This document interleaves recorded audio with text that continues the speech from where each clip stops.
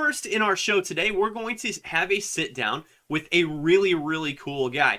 His name is RG Coldworld, and he sculpts futuristic transportation models. This interview was fresh off of his very first competition win, taking a silver medal in a competition in New York. Really excited to have that interview with him and excited to bring it to you. Let's see what he has to say. Good evening, ladies and gentlemen. Welcome to another Junkyard Interviews. I'm your host, Jack Kiesling. Sitting down with me tonight is RG Coldworld, who is a futuristic transportation artist, and he has got an incredible story to tell. RG, why don't you introduce yourself to the fans? Hi, my name is AKA RG Coldworld. That's my persona as an artist. I'm a 53-year-old level 1 with autism, and I don't know. They used to call me delusional, but now I can set it on the table. I build stuff, and I'm not sure where it's coming from. No training, no background in anything like what I'm doing. But it's pretty cool. You've been doing this for a long time. According to the research that I did, you really started building things around age 7, 8, somewhere in there. Yeah. Your dad was a carpenter, right? Yeah, he was a car. He could do anything. But he loved well, for work. There was a lot of carpentry stuff, and there's always cars and go-karts and stuff around the house type stuff. I was always tearing things apart because Asperger's didn't really have any friends, but I had a lot of junk. But that's like you started taking things apart and putting them back together in different ways, and that's kind of the beginnings of your art form, right? Yeah, I would say it's that coupled with yeah, there's a delusional component. Those with autism have a different perspective, and I just have a different perspective of what I see. And what I see now I can build, and I'm starting to pick up some steam. Last night when I first I'm a little excited. I was the only American in the field of transportation at Muse, which just announced yesterday in New York, and I won a silver. And you got to check out the boat. I'm sure you'll see it here first, but I'm excited. I'm picking up steam and battling homeless at the same time. Yeah. It's rough. So I started focusing on my work again, which I never stopped building. It's the only thing I can really see. It's the only thing I do good. I don't do people good. And I finally came to terms with that. And to keep in mind that I was only diagnosed on 11/8/19 last year at the age of 52. So I had to try to figure out what was going on for the last 52 years, and autism just put everything in perspective. It got rid of all my fears because I was no longer searching for what's wrong, but now I was dealing with how to use it with what I do. And so to me, it's almost like a superpower. It's I like what I do, and I like being alone. And when I'm alone, it's silicon carne. I scratch build from raw materials. So not necessarily raw, but flat sheet pack materials, and the designs just unfold themselves. And I use some pretty exotic materials to get there. But you'll see. But yeah, that's kind of me in a nutshell right now. I'm just trying to survive. And if managed right, doing some competitions could get me the exposure that I'm looking for. In my first interview. Yeah, that's so exciting, and I'm so happy that your first interview is for this show. Now, it's interesting. You said that you feel like your autism is your superpower. You're not the first person that's described it that way to me, and I think finally society is starting to accept autism as not a disability, but a different perspective, as you described it earlier. So now that you've got the diagnosis and you're starting to understand how things work, Mm. How is that helping you come to terms with your life and some of the horrible things that you've been through in the past? It's, like I said, once I sat down and they gave me the diagnosis after all the tests, peg in the hole and all that crap.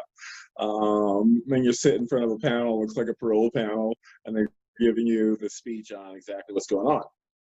Like months later, after they do their number crunching, do their AKs, that's what they do. I lost all my fear. The schizophrenia part, which I have also have a diagnosis with, shut up.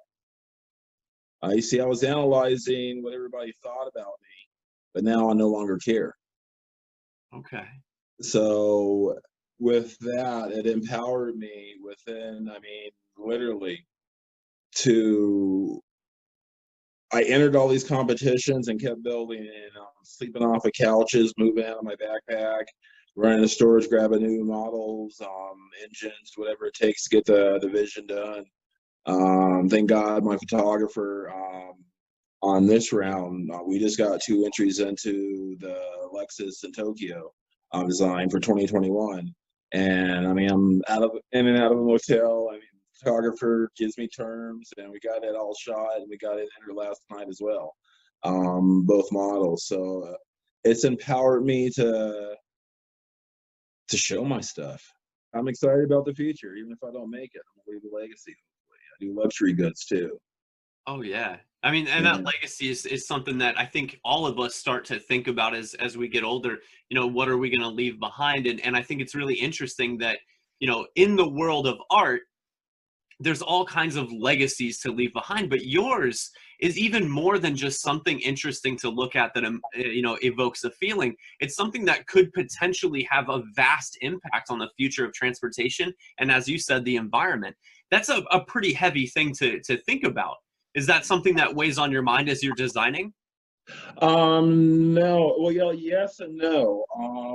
My first 2 studies deal with the mechanical, and I'll show you examples of that. And for some reason, I'm always rebuilding what I built. It's almost like I wake up the next day and the thing I started on was 2 generations too late. It happens that quick.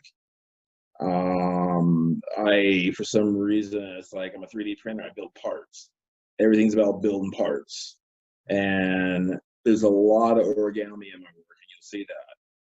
When we were dealing with flat, you're not dealing with flat paper. Now you're dealing with 3D materials, but it's the same concept, and the way I build anyway.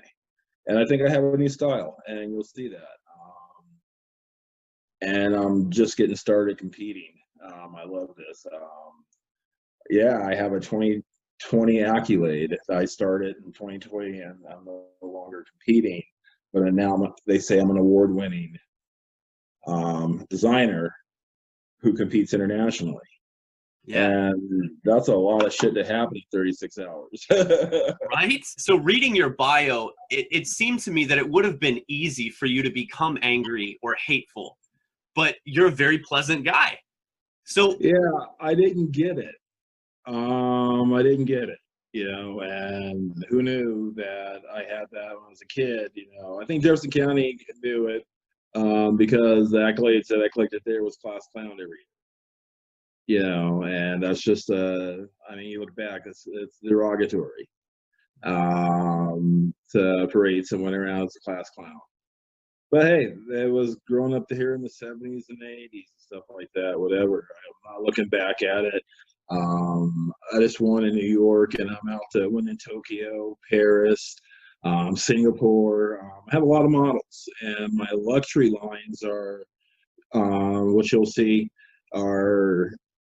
they're pretty insane, just like these transportation models. I don't know what inspires it, and I don't question it. When I started questioning it is when I started having what they call writer blocks, yeah. because I'm too much head trying to figure stuff up inside here instead of just like letting go and see where it goes. Yeah, I Um, love that you said that. I love that you said that And I think that's so very true of the creative process. Just let it happen. Don't question it. So what's next for you? You're trying to get back out to LA, or what's the plan? Day by day, I look to survive, but LA is the place I want to build, and it might even be up north. Towards I got some tech, Silicon Valley. They're dumping money into different type stuff. I wouldn't mind. I don't want neighbors. I want a big garage and a bunch of raw materials because I haven't even started to pull the stuff out yet. Right. Enough space to actually do it. Then at that point you need a team.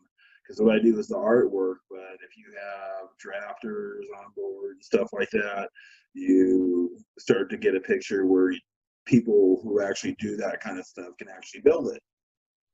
Love it. That's fantastic. Well, RG, I want to thank you so much for sitting down with me tonight. Is there anything else you want to call out before we end the interview? Yeah. A whole bunch of lives matter on this planet. And, we don't own color. God owns color. But all kinds of lives matter. And I think after November, we might get back to that.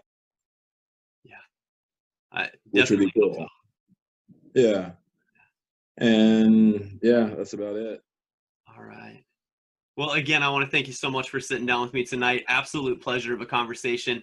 Looking forward to seeing what happens with you next.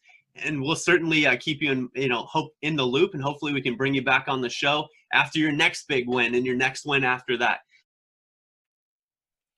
My friends, I had an absolute pleasure sitting down with RG Coldworld, talking about his creative process and his art, his dreams and his hopes for the future. This is a really impactful guy. This is a person who has a perspective on the world and sees things that a lot of people don't see. Sometimes when we're confronted with people who have disabilities or who have these different perspectives, it's very easy for us to write them off and say that, they're damaged or they're disabled, and because they're disabled, they're not able to function the way that everyone else functions. But that is not the case. And of the many, many things that RG Coldworld proves, he proves that different perspective is a gift. He calls it his superpower, and I agree. And I think the more we start to realize that the people around us, no matter what their set of abilities or no matter where they draw their perspective from, have a valid, ground to stand on and a right to be here and a right to be a part of our society, the better we all become. So thank you so much to RG Coldworld for sitting down with me, and so much hope and just good thoughts that I have for him and his future. And I would not be surprised, guys, if you start to see his name pop up in the news, in the near future. The guy has got a ton to offer the world, and I'm just so thankful that I was able to sit down with him. If you enjoyed this interview, make sure you look out on the channel for the interview to be posted in a standalone form this week. Share that around and help build support for RG Coldworld. If you would like to be interviewed on Junkyard Interviews, contact me at jackkeeslingBooks@gmail.com or private message me on any of my socials medias. Stick around, folks. More to come on the show after these messages.